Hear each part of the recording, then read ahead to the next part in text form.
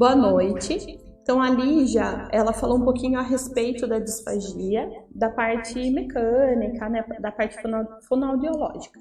E eu vou falar um pouquinho da alimentação do paciente com disfagia. Esse paciente, ele precisa de algumas adequações alimentares. E eu gostaria de mostrar a diferença que faz o uso de alguns produtos para que esse paciente ele não tenha restrição nenhuma quanto ao alimento. Então, tem alguns pacientes, né, que apresentam a disfagia que eles não podem tomar líquido de forma alguma. A primeira apresentação dos espessantes, né, que nós usamos para que esse paciente possa tomar suco, possa tomar um chá, possa beber água, a primeira apresentação é chamada de xarope.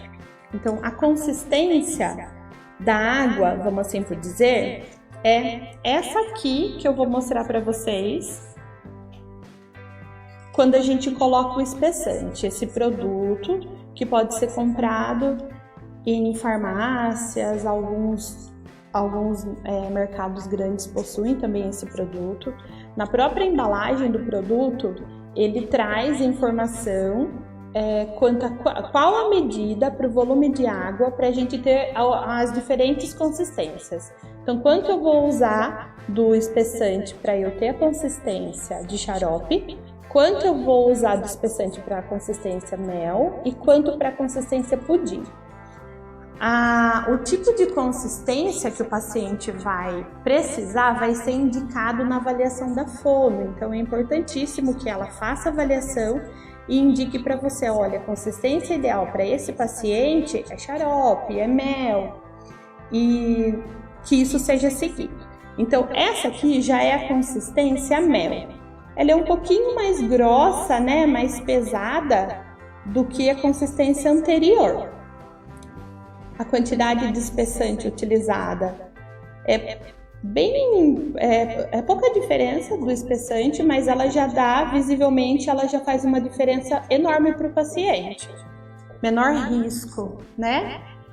E essa é a consistência pudim, tá?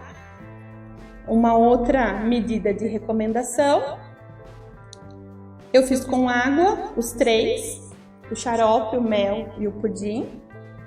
Então é importantíssimo, tem muitas marcas, tá? É importantíssimo seguir a recomendação de cada embalagem, porque às vezes você encontra uma marca no mercado, às vezes encontra outra, e cada fabricante tem uma recomendação diferente para consistências. Então um fabricante tem uma medida, outro é 1,5, então não se prenda, né, às medidas. Mudou de marca, presta bastante atenção à recomendação ideal que o fabricante registra e segue a orientação da sua fono. É importantíssimo para que esse paciente não tenha complicações. A broncoaspiração do paciente com disfagia é uma grande consequência que pode ser evitada. Tem paciente que chega a ir para UTI porque broncoaspirou. E é uma coisa que, se a gente tomar o devido cuidado, prestar bastante atenção nos sinais que o paciente está apresentando, né, de disfagia, e seguir a recomendação da fono, a gente vai conseguir evitar com coisas simples bastante complicação, tá? O paciente de disfagia, ele vai seguir toda a sua alimentação adequada, e você pode seguir a alimentação do dia a dia da família toda. A única coisa que você vai precisar vai ser fazer adequações quanto a cada refeição. Então, no café da manhã, o paciente estava acostumado a tomar leite com café e comer um pãozinho. Você vai poder manter essa preparação sem problema nenhum. Porém, o que a gente vai fazer? A gente vai fazer aquela papinha de pão, aquela papinha de bolacha, né, que fazia antigamente para as crianças quando eram pequenininhas. Vai voltar a fazer dessa forma. Pode fazer a papinha de pão com leite, leite com café, com um chazinho, com o que o paciente gostar.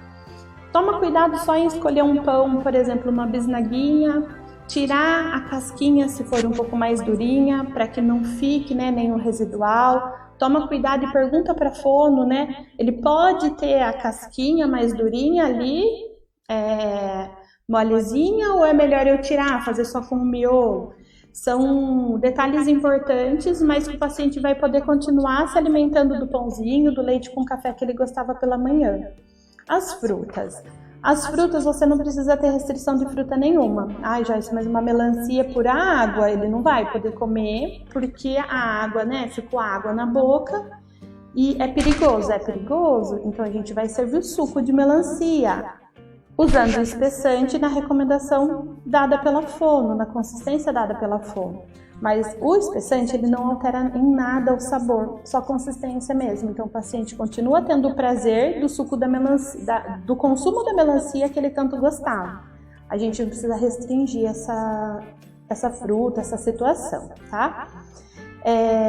A recomendação, então, ou é amassar, a mesma recomendação que a gente vai usar, né, de consistência para água, por exemplo, então é na consistência xarope, então eu vou fazer uma fruta na consistência xarope. Uma coisa muito bacana de se fazer é cozinhar as frutas. Então uma pera, por exemplo, uma maçã.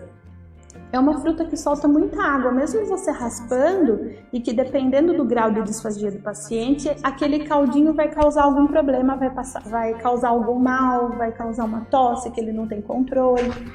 Então, quando você cozinha essa fruta, pouquinha água dentro de um canecão, ela inteirinha, tá? E deixa ela cozinhar totalmente imersa, ele vai poder comer essa fruta macia e na consistência adequada, sem trazer nenhum tipo de risco para ele. Então, algumas adequações no seu cardápio é bastante importante.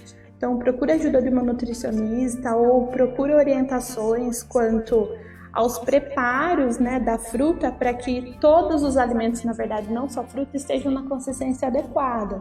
Então, o paciente que gosta muito de comer ovo, normalmente o ovinho na consistência, aquele ovinho mexido que a gente faz, a maioria dos pacientes a gente consegue dar aquele ovinho mexido, então também é uma recomendação liberada pela fono. Aí vamos pensar no almoço, né? Tem bastante paciente que ele vai comer a pastosa, que a gente chama, aquela sopa cremosa, aquele caldo grosso. Só que leva isso por muito tempo, né? Ele não está evoluindo, ele não tem condições de evoluir, e comer aquela sopa cremosa, pastosa todo dia cansa, enjoa, é feio, né? Dependendo do que você coloca na preparação, vai ficar uma preparação marrom, feia, pesada. E o paciente acaba tendendo a deixar de se alimentar por conta disso, porque nós somos visuais. A maioria das pessoas, a gente até brinca, né? A gente come com os olhos. Então, se não é agradável, a tendência do paciente é comer pouco. E vamos pensar no idoso, que já tende, exatamente por conta da idade, por conta da fase, o ciclo de vida que ele está, ele já tende a comer menos. E se a preparação não for agradável, ele vai comer menos ainda, a imunidade cai, ele vai ficar mais debilitado e a disfagia vai complicar ainda mais, né? Ele, ao invés de melhorar, ele vai acabar regredindo patologicamente. Não só a disfagia, todo o restante que ele estiver cuidando.